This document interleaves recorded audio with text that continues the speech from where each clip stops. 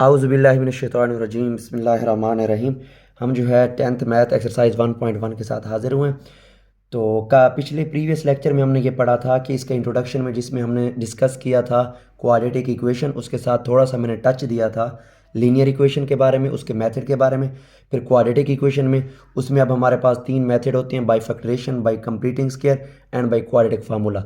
मगर क्योंकि पिछले लेक्चर के साथ ये लिंक्ड है लेक्चर, तो पिछले में हमने कहा था कि उसकी टाइप के लिहाज से वो दो तरह की होती है। एक होती है स्टैंडर्ड, जिसमें A x square plus B x plus C हो, मतलब तीनों टर्म मौजूद हो। और दूसरी हमारे पास जो होगी वो है प्योर, अगर मतलब एक्स की वैल्यू ख़त्म हो जाए। तो आज हम ऑफिशियली तौर पर क्वेश्चन स्टार्ट करते हैं। पहला क्वेश्चन है हमारे पास कि right the following quadratic equation in standard form and point out the pure quadratic equation. तो इसका जी पहला पार्ट है हमारे पास एक्स प्लस 7 और दूसरा है G x minus 3 is equal to -7। तो ये सिंपली वैल्यूज़ है, इसको जी मल्टीप्लाई करवाते हैं एक्स को एक्स के साथ, तो ये आ जाएगा एक्स स्क्र, फिर ये प्लस और ये माइनस, तो ये आ जाएगा माइनस। एक्स को 3 के साथ, तो ये आ जाएगा 3x, फिर ये प्लस 7, ये प्लस एक्स है तो ये प्लस ही आ जाएगा। 7 को एक्स के साथ 7x प्लस माइनस माइनस 7 3 दा 21 इज इक्वल टू आ गया हमारे पास -7, वैसे का वैसे पड़ा है। अब ये पावर 2 है, -3x प्लस का 7x, तो ये बच जाएगा प्लस का 4x -21, ये -7 है, इधर आके क्या हो जाएगा +7 इज इक्वल टू 0। तो ये बच गया हमारे पास एक्स स्क्र प्लस का क्या आ गया 4x। अब अगर हम इसकी बात करें 21 में से जो है हम 7 निकालें, तो ये हमारे पास बच जाते हैं माइनस का 14 इज इक्वल टू 0। अब इसमें देखें, आगे सिंप्लीफाई नहीं करना, सिर्फ पॉइंट आउट करना था। इसमें एक्स स्क्र भी है, एक्स भी है और कांस्टेंट भी है। कांस्टेंट बेशक ना भी हो, डिपेंड करता है ये एक्स वाली वैल्यू पे, इसका मतलब ये तीनों टर्म मौजूद हैं। तो हम लिखेंगे इट इज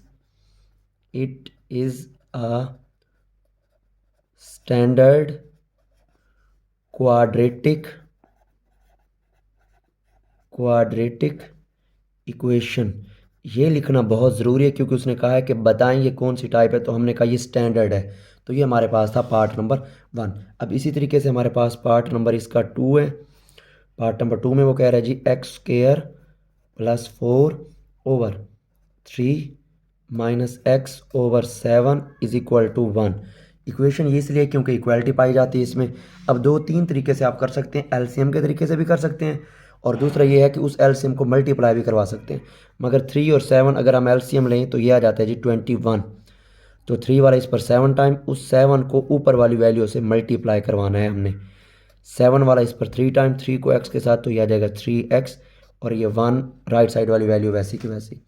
7 को एक्स स्क्र के साथ, तो यह आ जाएगा 7x स्क्र, 7 को 4 के साथ 28, माइनस का आ गया 3x। यहाँ पर क्रॉस मल्टीप्लाई करवाए, क्योंकि यहाँ 1 है, 1 इससे मल्टीप्लाई होगा तो वही वैल्यू आ जाएगी। 21 को 1 के साथ, तो यह आ जाएगा 21। 7x स्क्र, ये हमारे पास बचा हुआ जी माइनस का 3x, ये कांस्टेंट को मैं बाद में लिख रहा हूँ, प्लस 28 प्लस 21 है, इधर आके हो जाएगा -21 इज इक्वल टू क्या आ जाएगा 0। अगर हम इसी की बात करते हैं, आगे इसको बढ़ाते हैं, तो ये आ जाएगा जी 7x स्क्र माइनस 3x, 28 में से 21 गए तो ये हमारे पास बच जाएंगे 7 इज इक्वल टू क्या आ गया 0। इसमें भी तीनों टाइप्स मौजूद हैं, एक्स स्क्र वाली, एक्स वाली वैल्यू मौजूद है और कांस्टेंट वैल्यू भी मौजूद है। इसका मतलब है ये भी कौन सी फॉर्म है, स्टैंडर्ड क्वाड्रेटिक इक्वेशन। ये भी हमारे पास स्टैंडर्ड क्वाड्रेटिक इक्वेशन है। ये है जी हमारे पास पार्ट नंबर 2। अब इसी तरीके से अगर हम आगे प्रोसीड करें, पार्ट नंबर ये 2 था, पार्ट नंबर 3 मतलब बिल्कुल इसी तरीके से, और पार्ट नंबर 4 की अगर हम बात करें, एक आधा पार्ट मैं इसलिए छोड़ देता हूँ ताकि आप भी थोड़ा सा प्रैक्टिस करें, वो आपसे भी हो सके। पार्ट नंबर 4 है जी x plus 4 over x minus 2 minus x minus 2 over x plus का 4 इज इक्वल टू 0। बहुत सारे मेथड होते हैं इसको सॉल्व करने के।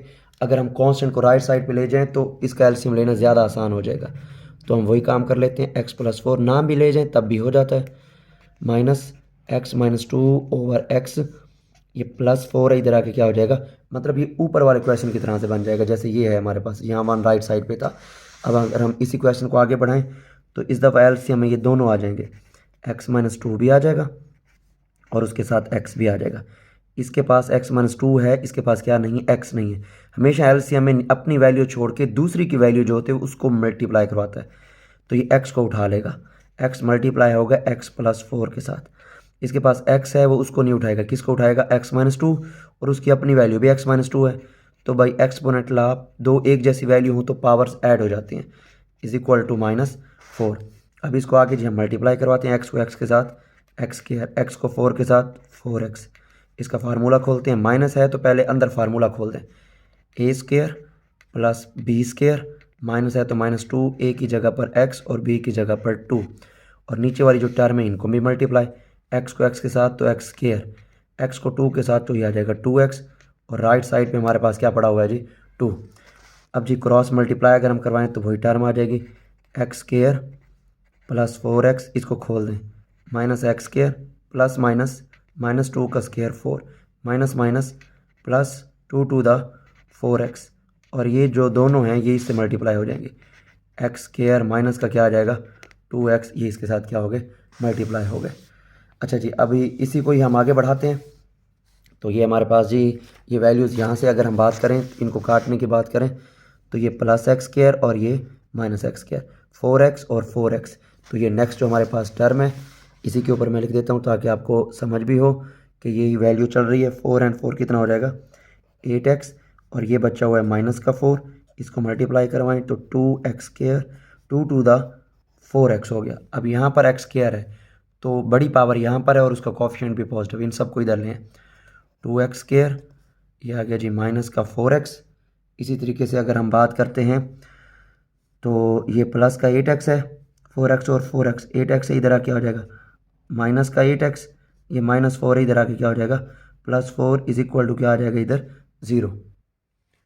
तो हमारे पास ये है, यहाँ पर हमारे पास जो टर्म है ये -4 थी तो ये गलती से मैंने जो है वो 2 लिख दिया, तो ये माइनस का 4 चल रहा है। -4 को जब मल्टीप्लाई करवाया तो ये आ गया माइनस का 4x स्क्वायर, और माइनस माइनस प्लस का आ गया 8x। तो ये ऊपर से हमारे पास वो बस गलती हो गई थी। तो अगर हम इसी को ही आगे चलाएं, ये हमारे पास वैल्यू ये -4। अब देखें ये प्लस ये माइनस में है, अगर हम इसी को टर्म को इधर ले जाएं तो माइनस इधर आके हो जाएगा +4x स्क्वायर प्लस 8x, इधर आके हो जाएगा -8x, और ये पहले से ही प्लस का 8x पड़ा हुआ है, और -4 इज इक्वल टू 0। तो ये हमारे पास +8x से -8x क्या हो जाएगा, cancel, 4x square -4 is equal to क्या आ जाएगा 0।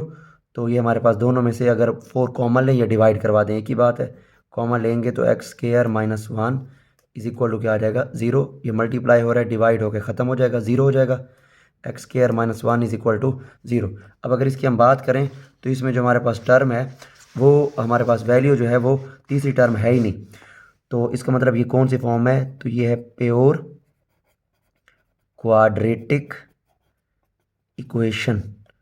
प्योर क्यों है जी, प्योर इसलिए है क्योंकि इसमें x की टर्म मौजूद नहीं है। तो ये हमारे पास था। इसी तरीके से पार्ट नंबर 5 और 6 है, तो आप उसका कोशिश करेंगे कि वो हो जाएगा, इंशाल्लाह वो हो ही जाएगा। अगर नहीं होगा तो आप इंशाल्लाह कमेंट सेक्शन में मुझे बताएंगे। तो नेक्स्ट वीडियो के साथ हम बहुत जल्द हाजिर होंगे, तब तक के लिए इजाज़त दीजिए। अल्लाह हाफिज़, अल्लाह निगहबान।